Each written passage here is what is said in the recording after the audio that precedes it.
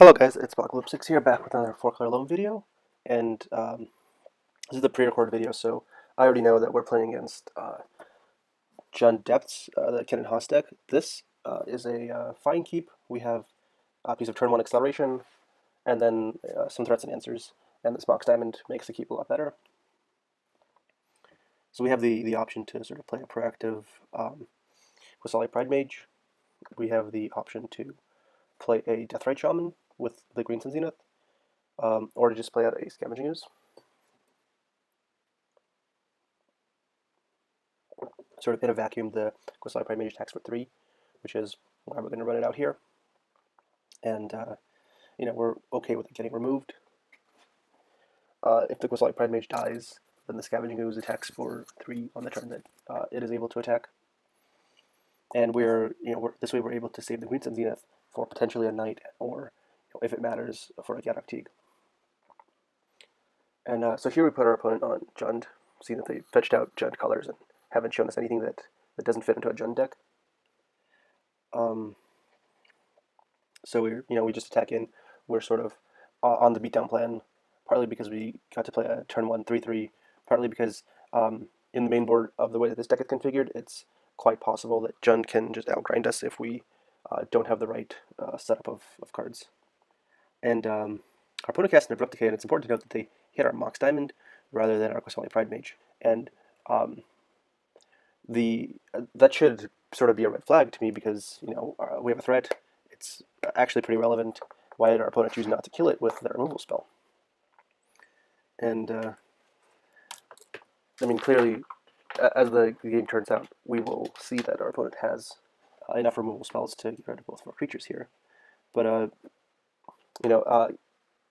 20/20 hindsight, I guess, if I could put my opponent on Jund Depths right now, I wouldn't be running out the Scavenging Ooze, because that's one of my better cards against him in the main board. So I just sort of continue the aggro game plan, put a Chalice on 1, which isn't insane against this sort of deck. They probably have,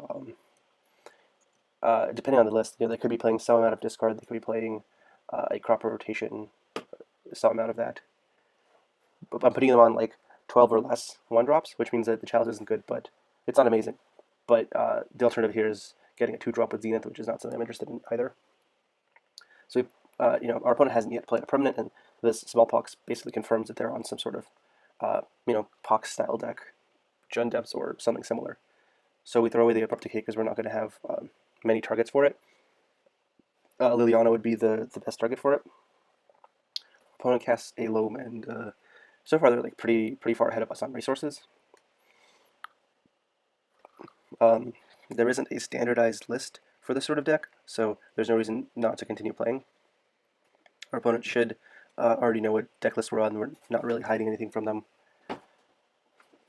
So we fetch out a Gaddock Teeg and sort of hope to get there with the aggro game plan, I guess. There's not much hope, really, but we're sort of trying to gain information. I apologize if my voice sounds a little weird. I'm currently sick.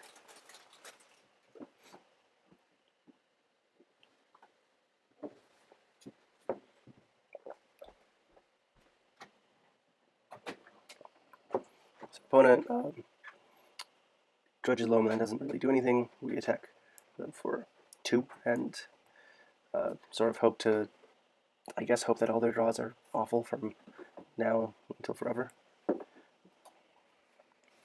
Yeah, again, we're just sort of fishing for information here. If they can show us like a Tabernacle or, I don't know, something not super expected. I guess Tabernacle is expected, but like Raven's Crime is a card I could easily see this deck not having. And then with Nether Shadow, we basically don't have a game plan anymore.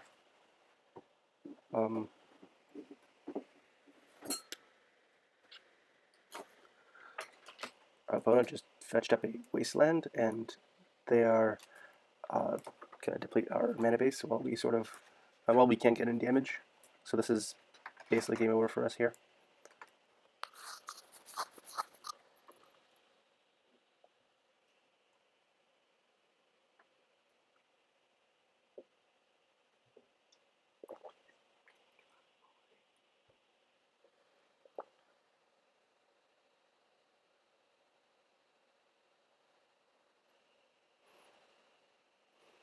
So I'm just sort of, I guess, making a note of the cards that I saw. Casting this Dismember, really doesn't do anything for us. Maybe in some parallel universe we could like draw enough Abrupt Decays, and follow it up with like burn spells to maybe put them down low enough. Okay, well now Gaddock Teeg is dead.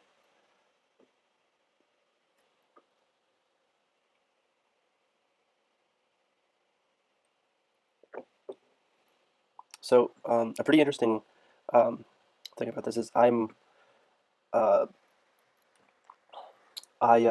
really like to cheat on my Graveyard Hate, and that is because the Graveyard Hate options for this deck are basically play 3 Leyline or play something awkward, and dedicating 3 slots to a Graveyard deck is almost certainly incorrect because there isn't 3 slots worth of that matchup that I'm going to play, at least at the local level, and probably even at the larger tournaments as well. If you're up against Dredge, that's a problem. You need a little bit of luck for your current tools to do enough work. But if you're playing against Reanimator, you have like Karakas and now Sorcerer Plowshares, and you have all the tools necessary to win those games without Graveyard Hate. But these kinds of decks are really hurt by you not having anything more powerful than a Deathrite and a Scavenging Ooze, because this deck is like super fair and really nice as long as you get to have a graveyard. So in the absence of strong cards like rest in peace, I guess Leyline is the only real card. I've also played like 2 of Grafdigger's Cage when I believe that there would be a presence of Graveyard decks, and I think that's sort of the second best thing to be doing, depending on exactly what you want to hate out. So I boarded in Thalia because this part of this game is a mana fight, and we're both Mox Diamond decks, we're both Life from the Loam decks. So if I can just mana deny harder than our opponent and have a threat out, that's great for me. I brought in Marin because things will be punishing fired and possibly dredged and smallpoxed away. And it is a fair matchup, so card advantage matters. So Marin recurs our threats. And, I took out Gaddock Teeg because Gaddock Teeg doesn't really turn anything off. I think those are the major choices that I made. There's maybe like half a thought to bringing in Source of Plowshares for the creature, but that's a one-off creature, and we're keeping in chalices. We sided out 1 chalice just because they're not amazing, so we don't want to necessarily draw more than 1 a game. Here our opponent has like a fairly strong line, without the punishing fire. Being down mana and wastelanding is incorrect, but given that they did have it, this is pretty good for them. They're in a decent situation. Here we cast Life from Loam, largely for value, just to sort of develop our mana base more. And the plan is, at the slightest good reason to, we want to start dredging this Loam. If there's nothing in the graveyard, our sort of expected value off of that Loam is not a card. It's too low to consider dredging. But if we draw a Wasteland here, then there's a really good reason to dredge Loam.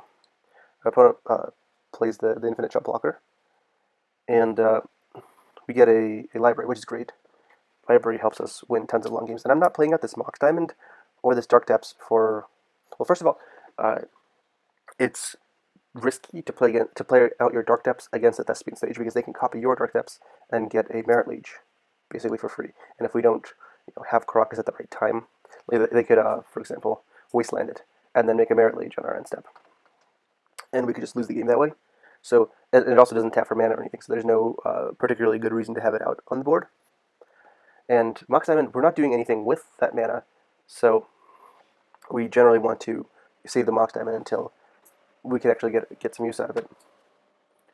So for example, here, we can use Wasteland on one of their mana sources. It kind of doesn't matter what. I guess we would go for the Bayou to potentially next turn take them off Liliana. And then now we can dredge and discard Dark Depths, and then get back 2 or more ends with Life from Loam. So the mana denial that we have is not a particularly effective game plan, but it's also free. By Life from Loam sort of fills our hand for potential Lilianas or small boxes, keeping us ahead in cards. And it also does pressure our opponent's resources pretty slowly, given that they're playing enough mana sources that it's fairly difficult to run them out of mana sources completely. And our opponent is attacking us for 2 a turn, and they're going to continue attacking us for a while, unless we draw a creature at some point. But that's fine because their clock is basically, this random 2/2 punishing fires and Merit Lage. And as long as we keep Merit Lage off the table with our Karakas, everything's fine. So our opponent did resolve a Liliana, and we have 2 basically useless lands in our hand that we can easily and happily sacrifice. So here we're going to Loam again because we want to save ourselves from having to potentially throw away any good cards. Also, if we draw a creature at this point, we wouldn't want to be playing that creature out anyway.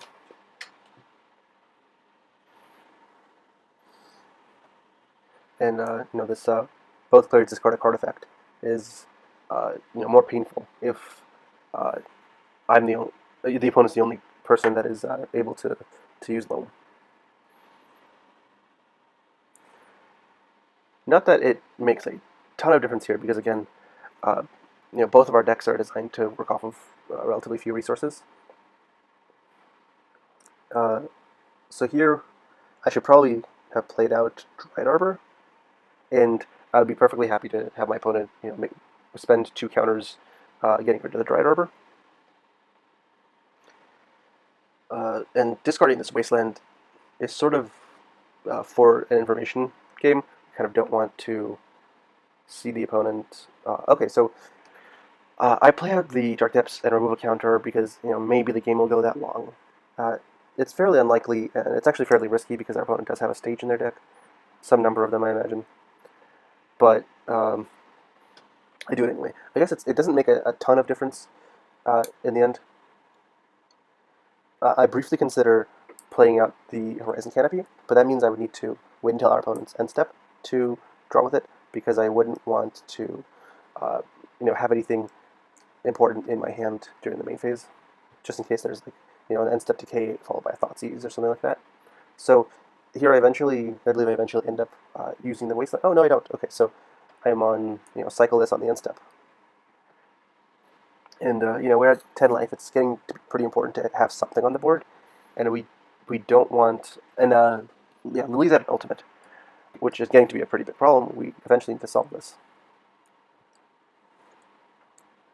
Thankfully for us, the opponent decides, I guess, not to be greedy, and ultimates Liliana here. And on this board, we kind of don't have much going on for us. We decide to cycle here in case it's beneficial to choose a pile without the Horizon Canopy. And now the permanents, we have 4 mana sources, 1 basically useless Dark Depths, and then 1 Chalice, for which we have a replacement. And our opponent is a 3/3 split of basically just mana sources versus 3 things with marginal value. And then I choose to sacrifice the 3 things with marginal value, 1 of which I can replace, the other 2 of which are mana sources, which I can loan back. Overall, this was not a very good ultimate. I think I would wait 1 more turn just to still have a Lily in play. The fact that there is a Lily in play, it's at least something. But maybe our opponent wanted to just have this one opportunity. And this is a fairly strong play because I could have got back Horizon Canopy and Karakas, which would keep my opponent off of the combo. Thankfully we're not actually all that hurt by having a graveyard nuked. We're not all that reliant on the graveyard, and our opponent is hellbent with 2 mana sources and no more access to 1-drops again. So basically the only thing they have going for them is this Nether Spirit, which is starting to whittle away at our life total pretty effectively. But okay, we draw a Marin, and I guess we just play it out here. It's a 3/4, which is better than my opponent's 2/2. And so we're getting to a fairly low life total. We're sort of within Punishing Fire burn range, and Punishing Fire plus random 2/2 does beat Marin. So what I want to do is use Dryad Arbor as sort of an infinite chump blocker, and my opponent decides to attack.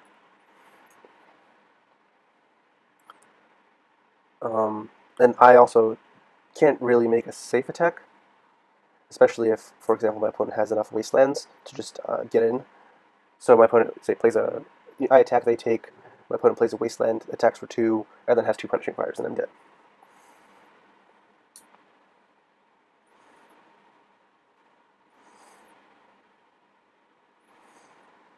So here I draw a Punishing Fire, which means that I can Punishing Fire blocker, get in for 4 damage. My opponent's at quite a high life total. So, this 2 damage is really not a big deal. And I'm kind of not sure why I choose to go for this right now.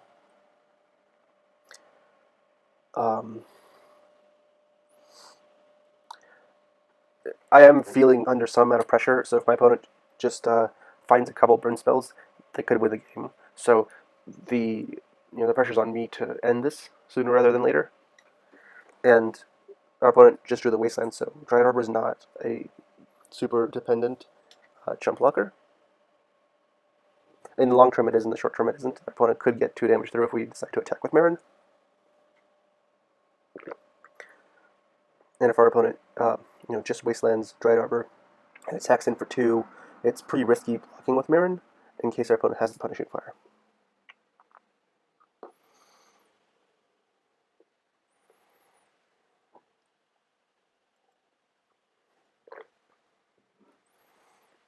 Our opponent lets us chump block, which is kind of great for us. Or, I mean, it's neutral for us. I guess we don't actually even get to safely counterattack. So here, I figure, there is some draws that let our opponent get in a bunch of damage, but I'm either putting them on not having that, or I see the line of wastelanding our opponent's wasteland so they can't clear a path through Dryad Arbor.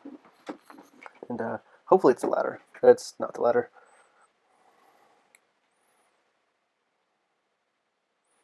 So I decided to put a Chalice on 3, locking myself out of my Dismember, but also, very importantly, locking the opponent out of their Liliana.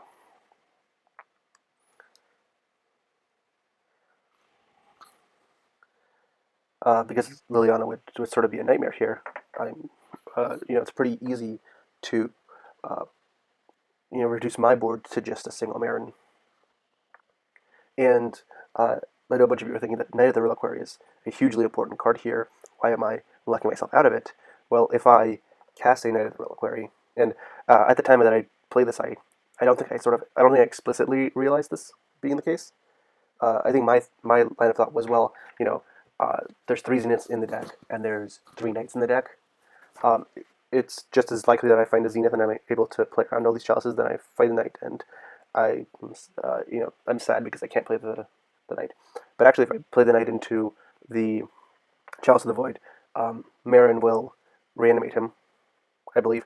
I don't remember if... Yeah, so I don't remember if I were to cast a 3-drop right now, if Marin would reanimate it or just return it to my hand. Because I'm not sure how to see the experience counters I have. I think in one of the previous games they tried to look at Marin and the card, and it didn't show up there because it shouldn't. And here I have this line available to me where I just cast the Deathrite Shaman, and on the end step it gets reanimated. But I guess I don't see it just because there's a ton happening that's not your standard legacy game. Here my opponent Wastelands Dryad Arbor, and then that's obviously temporary because the Dryad Arbor is coming back next turn, and they're attacking for 2, and I'm thinking, well, I could block with my Marin, but if they have a Punishing Fire, instead of risking the block Punishing Fire your Marin, I decide to just spend my Abrupt Decay, gaining myself 2 life. Abrupt Decay is a relatively high value card, but if my opponent's not going to be able to resolve Liliana's anymore, I haven't really seen any other permanents out of him. Besides, I guess, Mox Diamond. And here I decide to Wasteland the opponent's Wasteland. I think I should have done this some time ago, but now is also fine. And then this Dryad Arbor is unlikely to be destroyed anytime soon. I take a look at my exile just to see what I no longer have available to me, and our opponent decides to reanimate the Dryad Arbor, possibly just so that I don't have it, because this is sort of a lock that I have on my opponent's offense.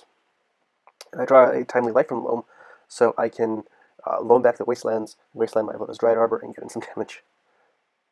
And also, given that the Dryad Arbor is wasted, it goes to my graveyard, and I reanimate it at the end step.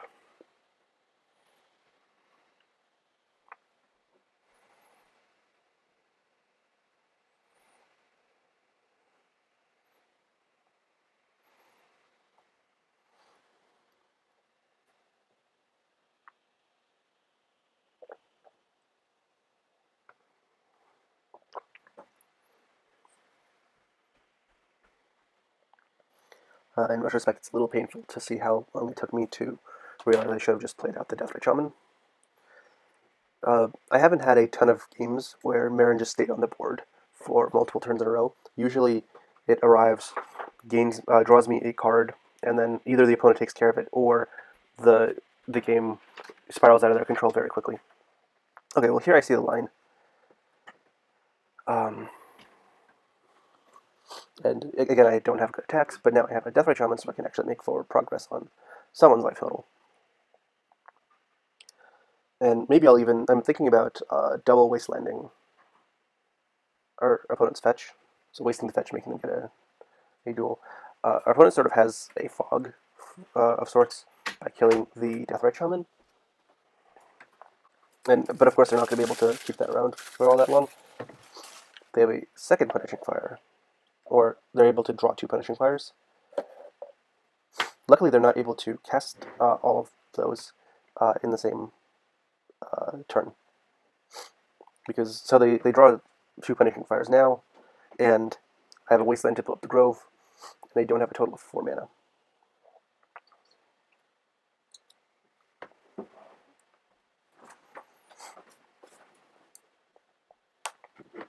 Or maybe there isn't a second Punishing Fire in the graveyard. I should be looking at my opponent's graveyard. I believe that there were 2, but maybe I'm incorrect about this.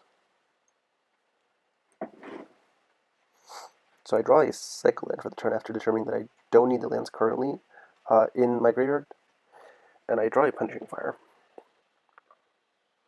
I draw a Grove with which to give back my own Punishing Fire, which means I can now kill the Nether Shadow every turn and get it for 4 damage every turn.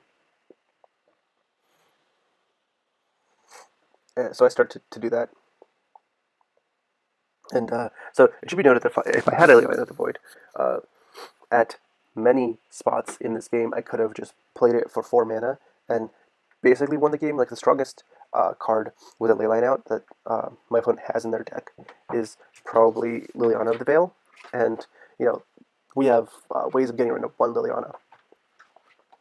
But the without Leyline, the game is much more grindy, and we have a much higher chance of losing. But we're still fairly favored, even without any real grave hate. And here we dredge over a Scavenging Ooze, and we get to use more sort of side bonuses of Meren, because we're going to get the Scavenging Ooze back. Now here I missequence pretty badly. I decide to eat the... I decide to kill the Nether Shadow, but that triggers my opponent's Punishing Fire. And there's no use to give them that free Punishing Fire. What I could have done instead was kill the Nether Shadow, wait till the end step, regrow my Scavenging Ooze, then use the Scavenging Ooze to eat or I guess I could use Deathrite Shaman to eat the Punishing Fire and Scavenging Ooze to eat the Nether Shadow. And I didn't need to cast Loam. I wouldn't be casting Loam here in that case. But again, I'm sort of not thinking about the mechanics of Meren all that much in this game, because this is really the first time that I've been able to make use of all these sort of side applications of her.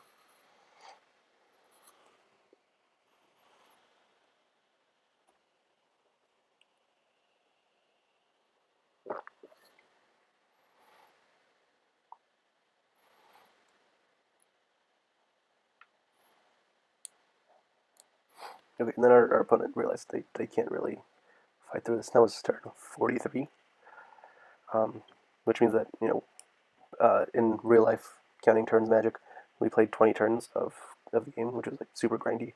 But so this deck doesn't have Liliana. It doesn't have Bob number 4. So it's built to be way less grindy. But a strong belief of mine is we have a ton of cards that are mana sinks. We have a ton of cards that are card advantage engines. We don't necessarily need to max out on as many of those cards as we can play, because so many of our cards do become strong card advantage engines and strong mana sinks as the game goes on. Punishing Fire is a lock as long as you have the mana to do it, which is both card advantage and a mana sink, I guess. Scavenging Ooze is a pretty strong mana sink. It helps you not get it helps you win creature matchups. So here we start with a fairly medium-ish hand. I mean, it's better than medium, probably. So we have a piece of turn 1 acceleration, which we're very sad if our opponent has a smallpox here. But otherwise, we're fine. If our opponent just decides to wasteland us while even on mana, we're sort of 1-1 on lands, and then we get a draw step. That's excellent for us. We play out the land we are most happy to lose. If our opponent is hell-bent on just using up all their wastelands, then we play a Chalice on 1. Our opponent didn't play a 1-drop last turn, so they probably don't have any particularly good 1-drops, but they might crop rotate in response here or entomb. But we're giving our opponent the minimum amount of information that we can for their entomb. They get a Punishing Fire, which is great if they have a Grove, but they're sort of a turn too late with this. Given that right now, there's a creature that they need to take 2 turns to kill, and we're going to be playing some sort of creature here. There's some consideration for Bob, but it's way stronger to just play out our Knight. Knight usually wins in any sort of land destruction mirrors. We get a black and white source because Punishing Fire is not very good in this matchup. Or our Punishing Fire is not very good in this matchup, so we don't need a red source. So we just sort of double down on what we already have, and possibly sort of leave this black source as an attractive wasteland target for our opponent. And our opponent plays that at basic when they meant to fetch a duel. We let them take it back because we don't want misclicks or hasty decisions to define this game.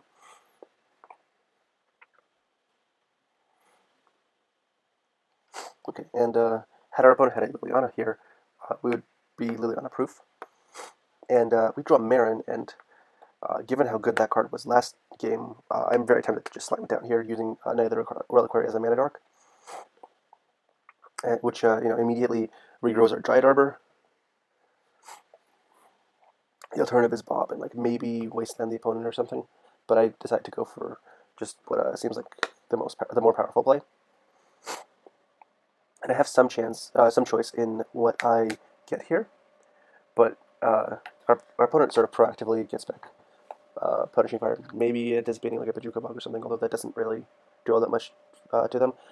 They get a Thespian stage because we don't have color problems anymore, but what we do have is, we want to be able to threaten Merit Mage, eventually, so then we could sort of, our opponent needs to fight us for multiple axes that way. And it's not much of a cost if we end up not going for Merit Mage to fetch out a colorless source when we already are pretty set on colors. And we draw a Lifelong Loam, which happens to be fairly strong here. It doesn't get a ton of utility lands, but it is pretty good card advantage in case our opponent has I don't know, maybe some removal spell for Mara and then starts playing Lilianas and Swampoxes and stuff. But we sort of just decide to attack with our smaller creatures and then possibly go for a Mara Leech on the end stuff, because if our opponent doesn't have anything next turn in terms of playing out a Wasteland or a Karakas, we can just go for the combo. And if not, we can sort of use Night of the Reliquary, pump it up a little bit, and attack for a large amount of damage next turn. We are missing, what is it, 6 damage that way, but it's not that big of a deal. And this is a convenient opportunity to just fetch out Marrow Age, given that the Dryad Arbor is going to die anyway. And I go ahead and, yeah, that's fine. That Punishing Fire is not really going to do anything to anyone.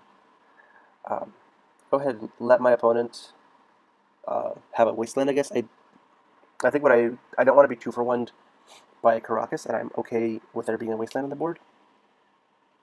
In retrospect, I'm not sure this is the correct line. I probably should have made a Marrow Age. And I sort of reasoned through what I want to keep most.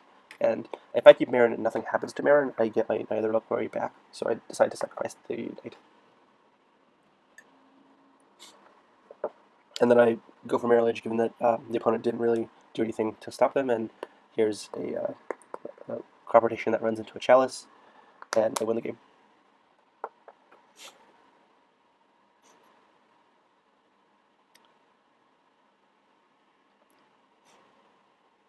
Sweet. Hope you guys enjoyed the match.